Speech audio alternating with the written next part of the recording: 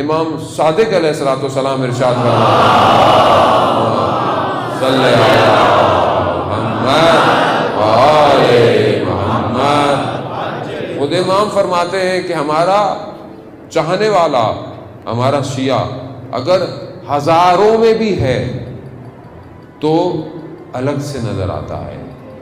کیوں؟ اپنے کردار کی وجہ سے، اپنے عمل کی وجہ سے.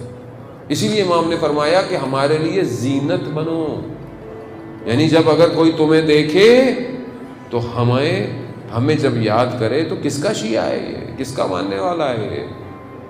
تو اپنے کردار کو ایسا بنائے اور اپنے امام سے جڑے. امام کہ صرف امام کے نام لینے سے تھوڑی امام کا ماننے والا ہو جاتا ہے، کردار سے، یعنی اپنے وجود سے اپنے امام کی طرف بڑھے. تاریخ میں ایسے لوگ گزرے ہیں کہ جو امام کو اس طرح نہیں مانتے تھے جس طرح امام کو ماننا تھا، مگر امام پر ایمان ضرور رکھتے تھے. ابو بصیر کہتا ہے کہ میں کوفہ کا رہنے والا ہے، چھٹے امام کا صحابی ہے.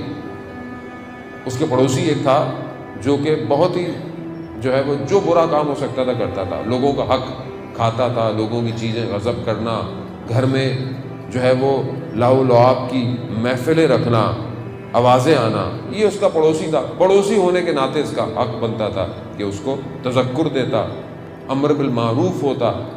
خیر اس نے بھی یہی کیا کہ آپ کیا کرتے ہیں، تو بہرحال اس نے بھی پڑوسی ہونے کی وجہ سے احترام کیا اور کہا کہ دیکھیں ہم دنیا کے آدمی ہیں، آپ شریف النفس انسان ہیں، آپ چھوڑیے ان کاموں کو. لیکن بہرحال انہوں نے تذکر دیا. یہ تذکر دینا کچھ نور جاگ گیا اس کے اندر.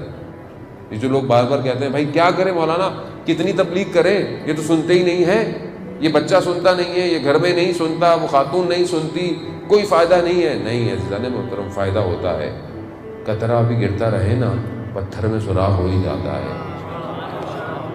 یہ تذکر دینے نے اس کے اندر کچھ جگا لیا. تو کیا کہتا ہے کہ ابو بصیر، اگر تم جس کو اپنا مولا کہتے ہو اگر وہ میری ضمانت دے دیں تو میں سب چھوڑ دوں گا. اب دیکھ رہے ہیں آپ، اس طرح نہیں مانتا لیکن کچھ جاگ اٹھا. ابو بصیر مدینہ آئے امام کی خدمت میں. امام کو فرمایا ایسا ایسا میرا سا پڑوسی ہے. امام نے کہا اس کو بولو جو لوگوں کا حق کھایا ہے وہ واپس کر دے، جو بھی اس نے چیزیں ہیں اپنی زندگی صحیح کر لے، ہم اس کی ضمانت دیتے ہیں.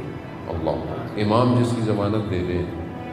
سوچیں آپ. گیا، لوگ ملنے آئے کیونکہ زیارت کر کے آیا تھا مکہ مدینہ کی، ملنے آئے. یہ بھی آیا، پڑوسی تھا، جانے لگا، کہا رک جاؤ اکیلے میں کام ہے. جب سب چلے گئے کہا امام نے پیغام بھیجا ہے. اب سنے امام نے میرے لیے کہا. ہاں. امام فرماتے ہیں کہ یہ سب جو لوگوں کا مال کھایا ہے اس کو واپس کر دو، زندگی وہ جو سارے برے کام چھوڑ دو، ہم ضمانت دیتے ہیں. کہا صرف کہا. تھوڑے دنوں بعد اس نے پیغام بھیجوایا کہ میرے گھر آؤ. جب گھر گیا تو دیوار کے پیچھے سامنے نہیں آ رہا. کہا میرے پاس جتنا مال تھا لوگوں کا میں نے واپس کر دیا، جن کا نہیں پتا تھا وہ صدقہ کر دیا. اب یہ حالت ہے کہ میرے بدن پر لباس بھی نہیں ہے، میں تمہارے سامنے نہیں آ سکتا. یعنی جو کچھ تھا میں نے دے دیا کیونکہ حرام تھا، کچھ نہیں ہے میرے پاس. اور انہوں نے کچھ انتظام کیا اس کے لیے، حتیٰ بدن سوکھ چکا تھا گریے کر کر کے. کچھ دنوں بعد پیغام آیا کہ میرے طبیعت خراب ہے. یہ پہنچا، آخری وقت ہے اس کا، کبھی ہوش میں آتا ہے کبھی بے ہوش ہو جاتا ہے، پھر ہوش آتا ہے، پھر آخری دفعہ ہوش میں آیا. کہتا ہے ابو بصیر تمہارے امام نے میرے ساتھ وفا کی. اور پھر آنکھیں بند ہوئی اور پھر مر گیا. اب جب ابو بصیر مدینہ دوبارہ گیا تو امام کے گھر میں داخل ہی ہوا تھا، ابھی دروازے سے اندر ہی آ رہا تھا. امام نے وہیں سے کہا، فرمایا ابو بصیر ہم نے تمہارے ہمسائے کے ساتھ وفا کی.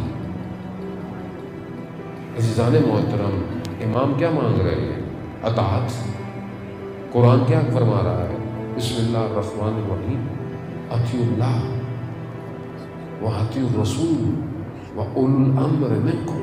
کچھ نہیں، سادی سی بات. اللہ کی اطاعت کرو، رسول کی اطاعت کرو، اولو الامر کی اطاعت کرو.